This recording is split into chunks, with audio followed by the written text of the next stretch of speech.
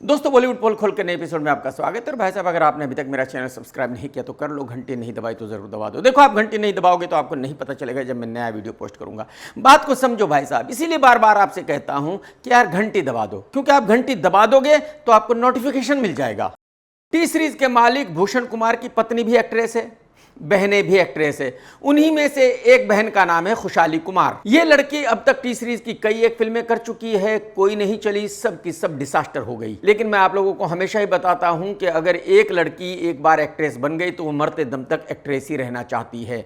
वो कभी भी ये नहीं चाहती कि कैमरे से दूर हो जाए। तो खुशहाली कुमार ने एक फिल्म की है जिसका नाम है दुल्हनिया ले आएगी। फिल्म के इस नाम से ही मैं बता सकता हूं कि इस फिल्म का सब्जेक्ट क्या है, और इसी सब्जेक्ट पर अब तक तकरीबन 10 फिल्में बॉलीवुड में बन चुकी है, कोई भी नहीं चली, सब की सब डिसास्टर हो गई। ये फिल्म जल्दी थिएटर्स में रिलीज होने वाली है, और भाई साहब जिस दिन ये फिल्म रिलीज होगी उसी दिन पहले शो के साथ ही ये डिसास्टर हो जाएगी, क्योंकि खुशहाली कुमार का पड़ोसी भी इस फिल्म को देखने नहीं जाएगा, खुशहाली कुमार की गली का कुत्ता भी इस फिल्म को देखने नहीं जाएगा। पब्लिक की तो बात ही छोड़ दीजिए। लेकिन इस बार खुशहाली कुमार ने एक बहुत बढ़िया काम किया है कि अपने पैसे बर्बाद नहीं किए, बल्कि ये फिल्म एक बाहर के निर्माता ने प्रोड्यूस की है। इस फिल्म का डायरेक्टर है लामा और प्रोड्यूसर है सिद्धार्थ बनर्जी, लेकिन लामा भी वन ऑफ द प्रोड्यूसर है। इसका मतलब यह हुआ कि लामा ने सिद्धार्थ बनर्जी को मामा बनाया है। लामा ने सिद्धार्थ से बताया होगा कि देखो भाई, आप इस फिल्म पर 20-25 करोड़ रुपए खर्च कर दो, जो हीरोइन है वो भूषण कुमार की बहन है, यही वजह है कि टी सीरीज इस फिल्म का म्यूजिक कम से कम 10 करोड़ रुपए में खरीद लेगी, और जिस दिन ये फिल्म रिलीज होगी उस दिन ब्लॉकबस्टर हो जाएगी। उसके बाद बॉलीवुड की जितनी भी लड़कियां हैं वो आपको ढूंढती फिरेंगी। उनकी दिली इच्छा बस एक ही होगी कि किसी तरह आपके साथ डिनर करने को मिल जाए। बस ऐसे ही कुछ सपने देखकर सिद्धार्थ बनर्जी ने इस फिल्म पर 20-25 करोड़ रुपए उड़ा दिए हैं। तो सिद्धार्थ बेचारा इस फिल्म को बनाने के लिए मुंबई आया होगा प्लेन में बैठकर,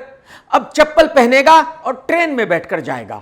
इसी फ्राइडे को अक्की की फिल्म रिलीज हुई है। यही वजह है कि अक्की मीडिया के सामने यहां वहां आता ही रहता है। हर जगह अक्की कुछ ना कुछ ऐसा कहता है जो वायरल हो जाता है। तो इस वक्त अक्की की 3 बातें सोशल मीडिया पर वायरल हो रही है।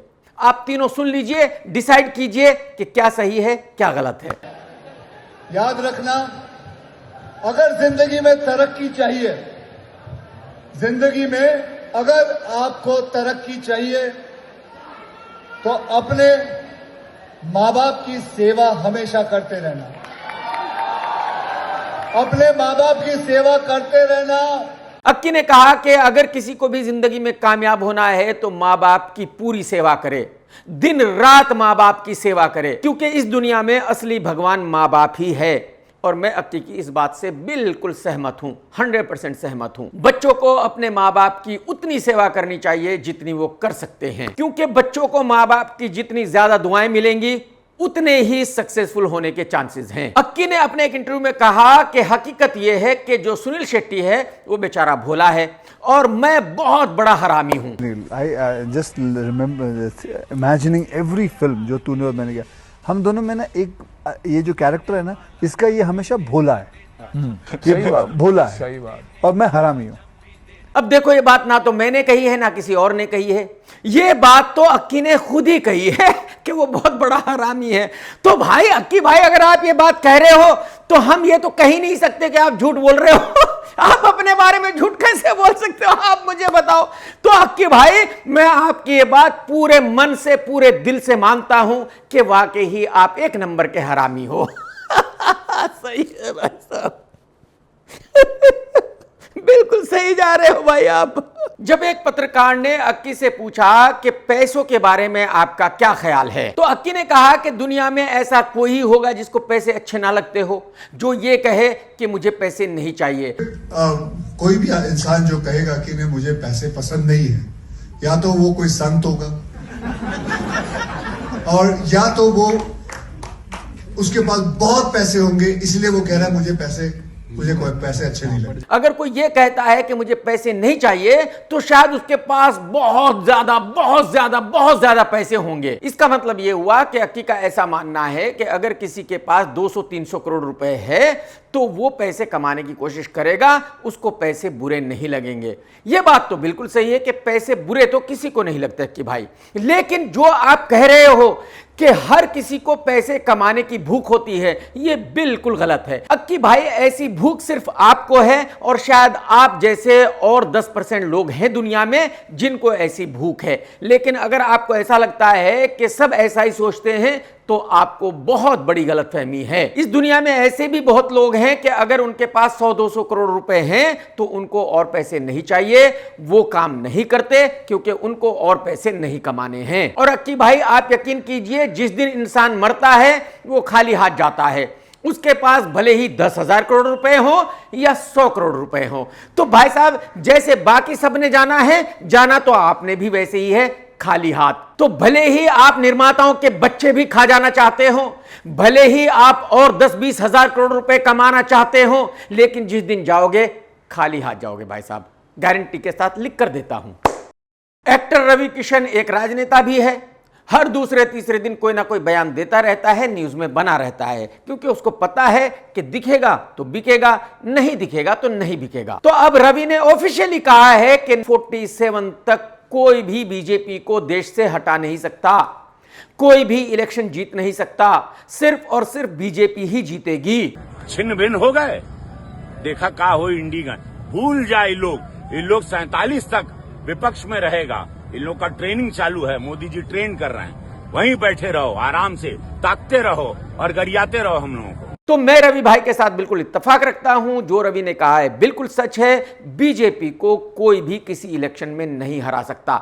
जहां बीजेपी जीतना चाहती हो वहां नहीं हरा सकता, जहां बीजेपी हारना चाहती हो सिर्फ वहीं हारेगी। लेकिन यह मैं बिल्कुल नहीं कह रहा हूं कि भाई जनता बीजेपी से खुश है, सभी लोग बीजेपी को वोट देते हैं। लेकिन कमाल यह है कि अगर बीजेपी को 10% लोग भी वोट देंगे तब भी बीजेपी ही जीतेगी जहां बीजेपी को जीतना है।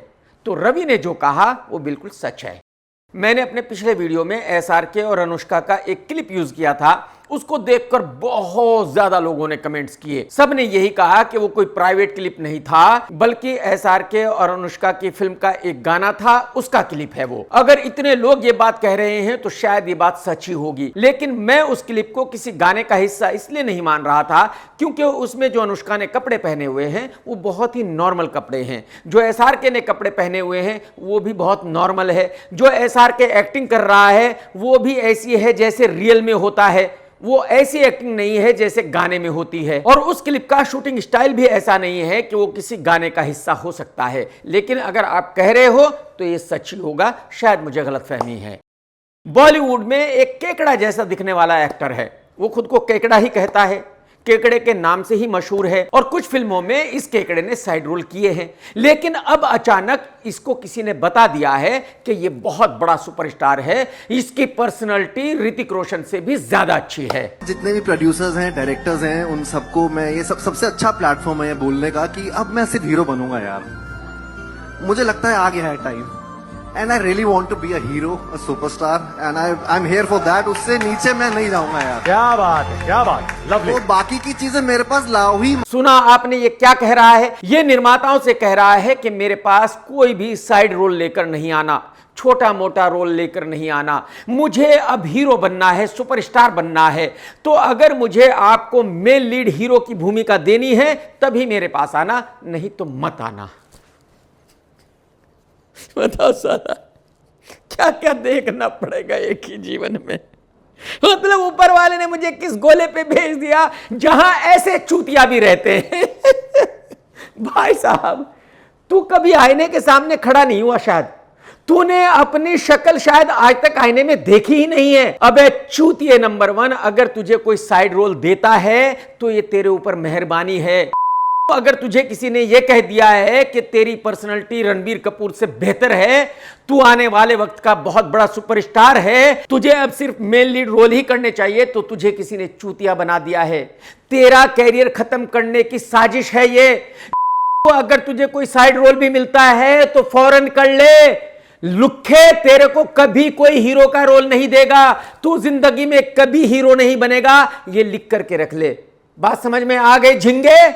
वैसे तो आप सभी जानते हैं कि अनुराग कश्यप माल का कितना बड़ा शौकीन है, कितना बड़ा नंगा आदमी है। इस आदमी की हर फिल्म में मर्डर होती है, बाकी कुछ नहीं होता। लेकिन इस लुक्खे बेशरम माल के शौकीन ने एक ऐड भी किया था, जरा देख लीजिए। Gold care barely there but fully safe. वाह They are so thin कि आपको पता ही लगेगा आपने कुछ पहना हुआ है। क्या बात And they are India's best delay as well. ये लगा के आपका परफॉर्मेंस इतना लंबा चलेगा ना, इतना लंबा चलेगा, इतना लंबा चलेगा। ये एक का ऐड है और इस ऐड में ये लुक्खा बता रहा है कि इसको यूज करने के क्या क्या फायदे हैं। आप अंदाजा लगाइए कि ये अपनी जिंदगी में कितना परेशान है। पैसों के लिए ये कुछ भी कर सकता है। अगर आपको याद हो तो इसकी बेटी ने एक पॉडकास्ट में इससे पूछा था कि अगर मेरे बॉयफ्रेंड ने मुझे प्रेग्नेंट कर दिया तो आप क्या कहोगे। इसने कहा था कि दिक्कत ही कोई नहीं है। ऐसे ऐसे लोग हैं बॉलीवुड में, आप जरा देख लो। क्या ही बोले भाई साहब, क्या कहें। ऊपर वाले किस गोले में भेज दिया मुझे। अक्षय कुमार के साथ कुछ फिल्मों में एक एक्टर ने काम किया और वो बता रहा है कि अक्षय कुमार एक भी डायलॉग याद नहीं करता, बल्कि अक्षय कुमार अपने डायलॉग्स कैसे बोलता है जरा सुन लीजिए। बहुत सारे लोग ऐसे हैं जो याद ही नहीं करते, उनकी अपनी स्टाइल है, वो अपना लिखवा लेते हैं। जैसे अक्षय कुमार जी हैं, उनके चारों तरफ लिख दिया जाता है, जहां उनकी नजर पड़ती है वहीं डायलॉग लिखा रहता है और वो बोलते हैं उसको। लेकिन ये बात यही एक्टर नहीं कह रहा है, बल्कि बॉलीवुड के बहुत सारे लोग यही कहते हैं कि अक्की कोई भी डायलॉग याद नहीं करता। अक्की के चारों तरफ उसके डायलॉग्स लिखे होते हैं, वो जो भी सीन चल रहा होता है उसमें पढ़कर डायलॉग बोलता है, याद करके नहीं बोलता। कहने का मतलब यह है कि अक्की को इससे घंटा फर्क नहीं पड़ता कि उसकी एक्टिंग अच्छी हो रही है या बुरी हो रही है, उसकी परफॉर्मेंस कैसी है फिल्म में या कैसी नहीं है। अक्की को सिर्फ पैसे चाहिए। अक्की बॉलीवुड में है सिर्फ पैसों के लिए। अक्की को एक साल में 2-3 हजार करोड़ रुपए कमाने हैं, किसी भी तरह कमाए, बात खत्म। और सही है भाई, सही बात है। अक्की का बिल्कुल क्लियर फंडा है कि भाई पैसे कमाने हैं, एक्टिंग गई तेल लेने। देश के कुछ गिने चुने लोगों को हर साल राष्ट्रपति जी कुछ अवार्ड्स देते हैं और उन अवार्ड्स की बहुत ज्यादा वैल्यू है।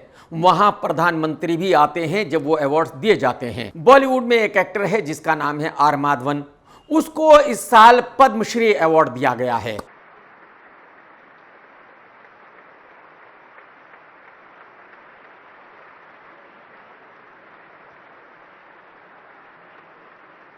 अब आप ये जरूर पूछेंगे कि इस भाई को यह अवार्ड किसके लिए दिया गया है। इस भाई को अवार्ड इसलिए दिया गया है क्योंकि ये भाई धुरंधर फिल्म में है। और अगर आपको याद हो तो धुरंधर फिल्म के एक और एक्टर राकेश बेदी ने कहा था कि इस फिल्म की जो स्क्रिप्ट है वो सीधे प्रधानमंत्री जी के कार्यालय से आई थी।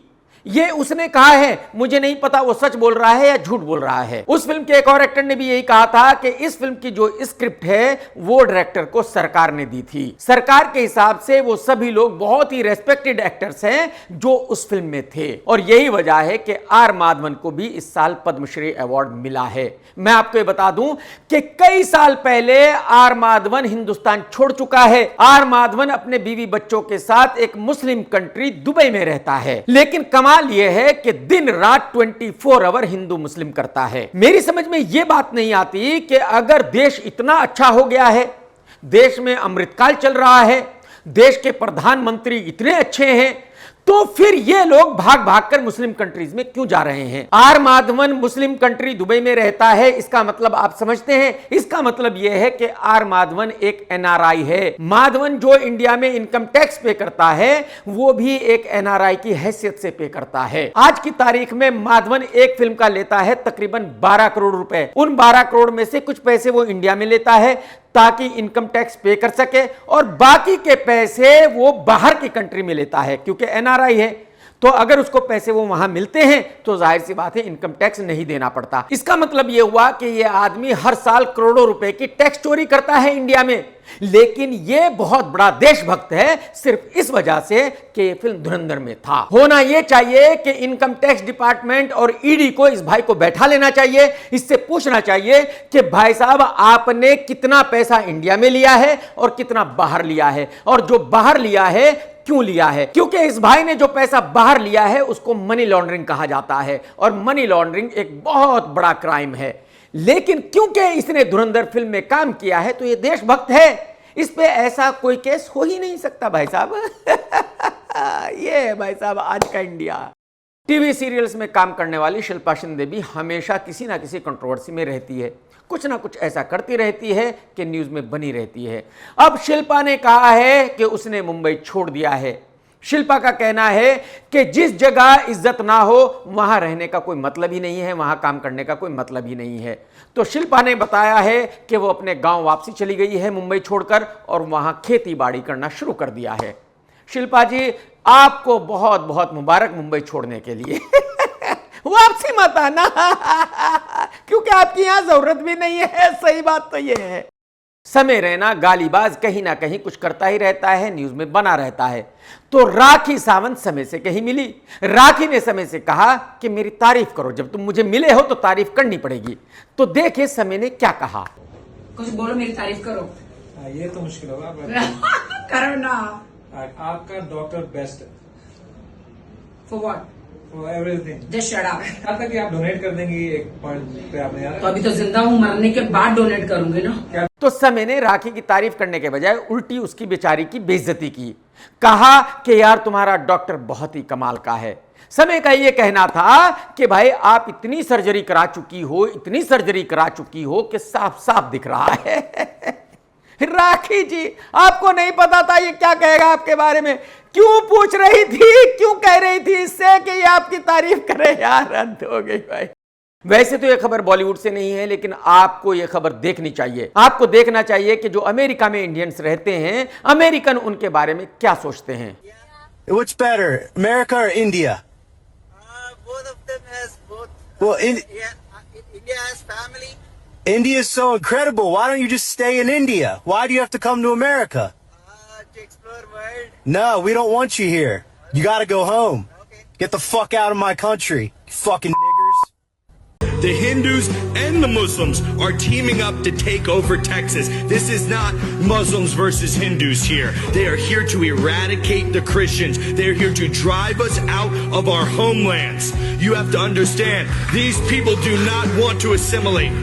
These people have not come here to become Americans. They've come here to drag their third world culture over to our country.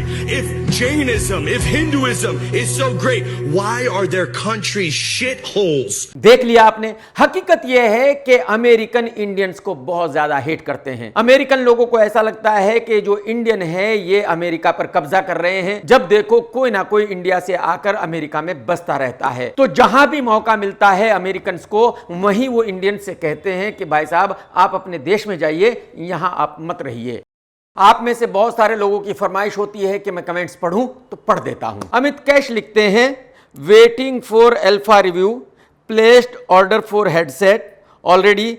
KRK भाई, make it worth to spend money for the headset, regularly watching your video from Germany. Thank you भाई साहब। लक्ष्मी वैश का कहना है, your reviews are more entertaining than any movie these days. I love seeing your videos. Have been seeing them since many years and they are so much fun. Keep making them. Thank you very much. अखिल रॉय का कहना है, sir आप सच बोलते हो इसीलिए आप मुझे पसंद हो, ऐसे ही लगे रहो। थैंक यू भाई साहब। नवीन कुमार का कहना है, जबरदस्त, लाजवाब, amazing, nice video, keep it up KRK भाई। थैंक यू भाई साहब। श्रुति आनंद का कहना है, you bring smile after a tough day of work. Thank you very much, बहुत बहुत शुक्रिया। सोनू मलिक का कहना है, good job and good work KRK, मजा आ जाता है आपके वीडियो देखकर। थैंक यू भाई साहब। अमर पाठक का कहना है, सच में KRK का ड्रेसिंग सेंस काफी अच्छा है। बहुत बहुत शुक्रिया भाई साहब। लेकिन भाई साहब इस बात का क्रेडिट उसको जाता है सलमा को, जो मेरी ड्रेसेस बनाती है। एस कुमार का कहना है, राम मंदिर की चोरी पर भी एक वीडियो बना दीजिए। नहीं भाई साहब, मुझे इस कंट्रोवर्सी में नहीं जाना, मुझे नहीं बनाना। बहुत बहुत शुक्रिया सजेशन के लिए। जब कभी शाहरुख खान की फिल्म पठान रिलीज हुई थी, बहुत बड़ी हिट रही थी और यही वजह है कि तब से कहा जा रहा है कि पठान 2 बनेगी। लेकिन अब तकरीबन कंफर्म हो गया है कि हां पठान 2 बनने जा रही है। लेकिन इस बार फिल्म का विलन जॉन अब्राहम नहीं होगा, शायद ऐसा बताया जा रहा है कि शायद अभिषेक बच्चन विलन होगा। और उसकी वजह यह है कि हाउसफुल 5 में भी अभिषेक बच्चन ही विलन था। जो SRK की फिल्म आने वाली है द किंग, उसमें भी अभिषेक बच्चन ही विलन है। आप अंदाजा लगाइए, अभिषेक बच्चन के फादर अमिताभ बच्चन जी देश के महानायक है। जब से उन्होंने फिल्में करना शुरू किया है आज तक नंबर 1 हीरो है और बेटा नंबर 1 विलन बन रहा है। कुछ भी हो सकता है जिंदगी में भाई साहब, यह गारंटी नहीं है कि यही होगा, कुछ भी हो सकता है। वक्त है, बदलता रहता है। अगर एक्टिंग की बात करूं तो भाई साहब क्या कहूं, जब किसी एक्टर को यही पता नहीं था कि वो क्या कर रहा है तो वो एक्टिंग क्या करेगा।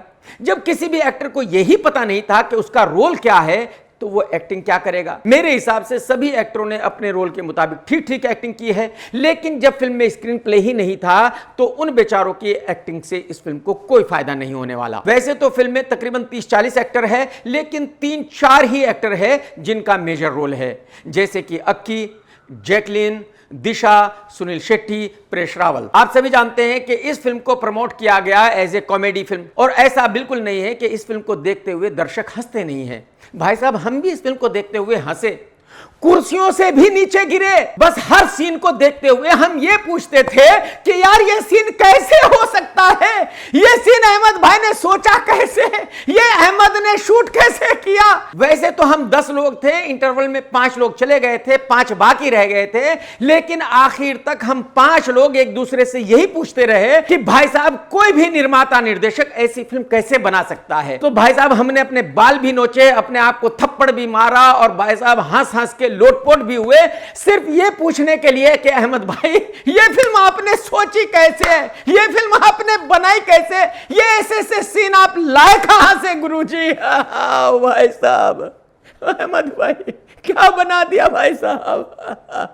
अगर डायरेक्शन की बात करूं तो अहमद भाई को डायरेक्शन का डी भी नहीं आता। अहमद भाई को बिल्कुल नहीं पता कि डायरेक्शन किस चिड़िया का नाम है, और पूरा बॉलीवुड ये बात अच्छी तरह जानता है। यही वजह है कि कोई भी हीरो अहमद के साथ काम नहीं करना चाहता, और अहमद भाई को राइटिंग का भी ABCD कुछ पता नहीं है। लेकिन कमाल यह है कि इसके बावजूद भी अहमद भाई अपने आप को जीनियस डायरेक्टर मानता है, जीनियस राइटर मानता है। अहमद भाई को ऐसा लगता है कि बॉलीवुड में जितना उसको पता है किसी और को बिल्कुल भी पता नहीं है, जबकि अहमद भाई को ABCD कुछ भी नहीं पता फिल्मों का। हाँ, यह बात बिल्कुल सही है कि अहमद खान बॉलीवुड का नंबर 1 कोरियोग्राफर है। तो जब अहमद भाई को डायरेक्शन का नहीं पता, राइटिंग का नहीं पता, तो फिल्म क्या बनाएगा।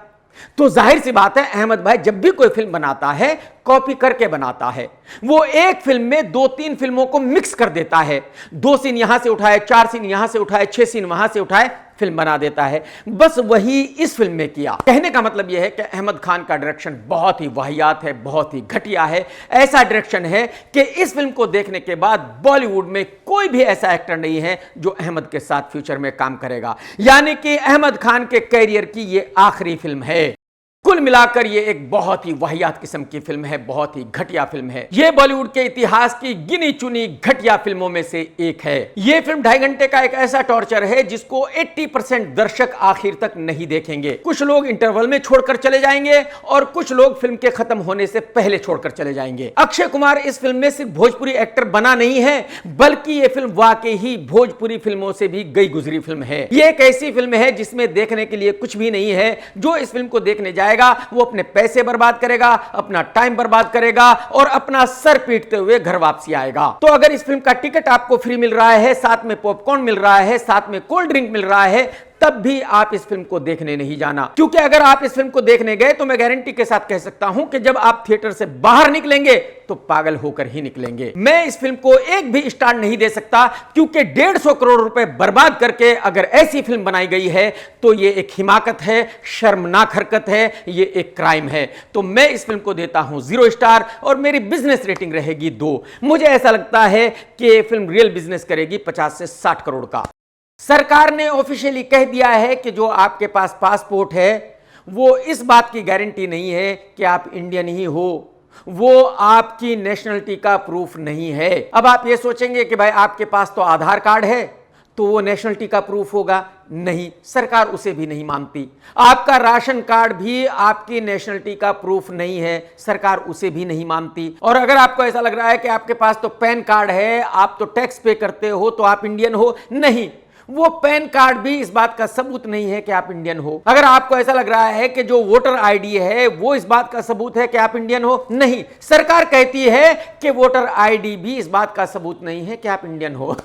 समझ रहे हो कि नहीं? अब आप सोचेंगे कि भाई आपका तो बैंक अकाउंट है तो आप इंडियन हो। ऐसा भी नहीं है। बैंक अकाउंट भी इस बात की गारंटी नहीं है कि आप इंडियन हो। अब आप कहेंगे कि भाई आपके नाम पे तो प्रॉपर्टी है, आप तो प्रॉपर्टी ओनर हो, तो अब तो आप 100% इंडियन ही हो। नहीं, सरकार कहती है कि यह भी इस बात की गारंटी नहीं है कि आप इंडियन हो। अगर आप इंडियन नहीं हो, कहीं बाहर के हो और इंडिया में रहते हो, तब भी आप प्रॉपर्टी खरीद सकते हो। तो कहने का मतलब यह है कि दुनिया में इंडिया एक अकेली कंट्री है जहां किसी के पास भी कोई ऐसा सबूत नहीं है जो यह साबित कर सके कि वो इंडियन है। कहने का मतलब यह है कि देश के किसी भी नागरिक को सरकार यह कह सकती है कि यह इंडियन नहीं है। इसके पास इस बात का कोई सबूत नहीं है कि यह इंडियन है। अपनी कंट्री भी कमाल की कंट्री है। आप देखिए, अगर किसी के पास अमेरिका का पासपोर्ट है तो वो अमेरिकन है, किसी के पास ब्रिटिश पासपोर्ट है तो वो ब्रिटिश है, किसी के पास यूएई का पासपोर्ट है तो वो यूएई नेशनल है। लेकिन अगर किसी के पास इंडियन पासपोर्ट है तो वो इंडियन नहीं है। हालांकि जब आप उस पासपोर्ट को लेकर दुनिया में कहीं भी जाते हो, आप रशिया में जाओगे तो आपको माना जाएगा कि आप इंडियन नेशनल हो, आप अमेरिका में जाओगे तो माना जाएगा कि आप इंडियन नेशनल हो, आप लंदन जाओगे तो भी माना जाएगा कि आप इंडियन नेशनल हो। लेकिन जब आप इंडिया में वापसी आ जाओगे तो इंडियन सरकार ये नहीं मानती कि आप इंडियन हो। मेरे हिसाब से तो इस वक्त देश में फुल मजाक चल रहा है। आप अंदाजा लगाइए कि इंडिया में तकरीबन 140 CR लोग रहते हैं, लेकिन देश में ऐसा कोई है ही नहीं जो इंडियन हो, क्योंकि किसी के पास कोई सबूत ही नहीं है इस बात का कि वो इंडियन है। सही है भाई, बहुत बहुत शुक्रिया Modi ji, thank you very much ये बताने के लिए कि हम में से कोई भी इंडियन नहीं है। SR के किसी एक फंक्शन में गया था, वहां एक लड़की थी, वो चिल्ला चिल्ला कर कह रही थी कि SR के मैं आपको अपने पति से भी ज्यादा प्यार करती हूं। SR के ने जब ये सुना तो उसने कहा कि क्या कह रही हो, ठीक तो हो तुम? उसने कहा कि हाँ मैं यही कह रही हूं कि मैं आपको अपने पति से भी ज्यादा प्यार करती हूं। I love you more than my husband. Sorry? I love you more than my husband. The question is, अकेले में बताना चाहिए था। आप अंदाजा लगाइए, जो लड़की खुलेआम ये कह सकती है कि भाई मैं तो आपको अपने पति से भी ज्यादा प्यार करती हूं, मेरा पति आपके सामने कुछ है ही नहीं, तो वो अपने पति के साथ कब तक रहेगी और कितने दिनों तक रहेगी? जब भी कोई उसे ऐसा मिलेगा जो उसको पसंद आ जाएगा, पति को लात मारेगी और चली जाएगी, बात खत्म, टाटा बाय बाय। कमाल की दुनिया हो चुकी भाई साहब। आज की तारीख में बॉलीवुड में जितनी भी प्रोपेगेंडा फिल्में बन रही है सब की सब सुपरहिट हो रही है। और मेरे ख्याल में आज की तारीख में 2 ही सब्जेक्ट ऐसे हैं कि अगर फिल्म में उनमें से एक सब्जेक्ट होगा तो फिल्म हिट हो जाएगी। एक तो ये कि भाई मुसलमानों को गालियां दी जाए, और दूसरा ये कि पाकिस्तान को गालियां दी जाए। अगर किसी भी फिल्म में ऐसा होगा तो वो फिल्म चलनी ही चलनी है। कुछ सालों पहले अजय देवगन ने एक ऐसी फिल्म की थी जिसका नाम था तान्हाजी। फिल्म सुपरहिट रही थी, और इस साल की सबसे बड़ी हिट फिल्म है धुरंधर, उसका भी सब्जेक्ट वही है। तो अजय देवगन को ये पता चल गया है कि भाई अगर वो प्रोपेगेंडा फिल्म करेगा तो सुपरहिट रहेगी, और अजय बिल्कुल सही है, 100% सही है। तो अब अजय ने एक प्रोपेगेंडा फिल्म का ऐलान किया है जिसका नाम है चौहान, और मैं आज ही गारंटी के साथ कह सकता हूं कि अजय की ये फिल्म ब्लॉकबस्टर होगी। वैसे तो इस बात का बॉलीवुड से कोई लेना देना नहीं है, लेकिन आपको बताना जरूरी है क्योंकि मेरे साथ भी ऐसा पहली दफा हुआ है जिंदगी में। एक्चुअली मेरे सोशल मीडिया पर एक फोन नंबर है जो मेरे ऑफिस का फोन नंबर है, तो बहुत सारे लोगों को ऐसा लगता है कि शायद वो मेरा फोन नंबर है, तो बहुत सारे लोग उस नंबर पर कॉल करते हैं मुझसे बात करने के लिए। मैं अपने एक स्टाफ के साथ ऑफिस में खड़ा था, उसके हाथ में वो फोन था, तो एक कॉल आया और उसने उठाया और सामने वाले ने कहा कि मुझे KRK से बात करनी है। मेरे स्टाफ ने स्पीकर ऑन करके कहा कि बोलिए, मैं KRK ही बोल रहा हूं। तो सामने वाले ने कहा कि भाई साहब वैसे तो कोई खास बात नहीं है, बस इतनी सी बात है कि मुझे आपकी एक छोटी सी हेल्प चाहिए। हुआ ये कि मैं एक दिन जुआ खेल रहा था और मैं 25 लाख हार गया, तो जिसको मैंने 25 लाख देने हैं वो हर दूसरे तीसरे दिन मेरे घर पर आ जाता है, 25 लाख रुपए मांगता है। तो KRK भाई आप ऐसा करें कि मेरी छोटी सी हेल्प कर दे, 25 लाख रुपए मुझे भेज दे, मैं अपना अकाउंट नंबर अभी आपको व्हाट्सएप पे भेज रहा हूं, और भाई साहब बाद में तो पता नहीं आपसे बात होगी कि नहीं होगी, एडवांस में ही आपको थैंक यू भी कह रहा हूं कि आपने 25 लाख रुपए भेज दिए हैं। बताओ, मतलब कैसे कैसे लोग हैं दुनिया में। सामने वाले का आप कॉन्फिडेंस देखिए, वो ये कह रहा है कि एक छोटी सी हेल्प चाहिए, बस जल्दी 25 लाख रुपए अकाउंट में डाल दो, और उसको पूरा यकीन है कि 25 लाख रुपए मैं उसके अकाउंट में डाल भी दूंगा। ऊपर वाले उठा ले, नहीं रहना इस गोले पर यार, मतलब क्या हो रहा है, कैसे कैसे लोग आपने इस गोले पे भेज दिए यार, कमाल है भाई।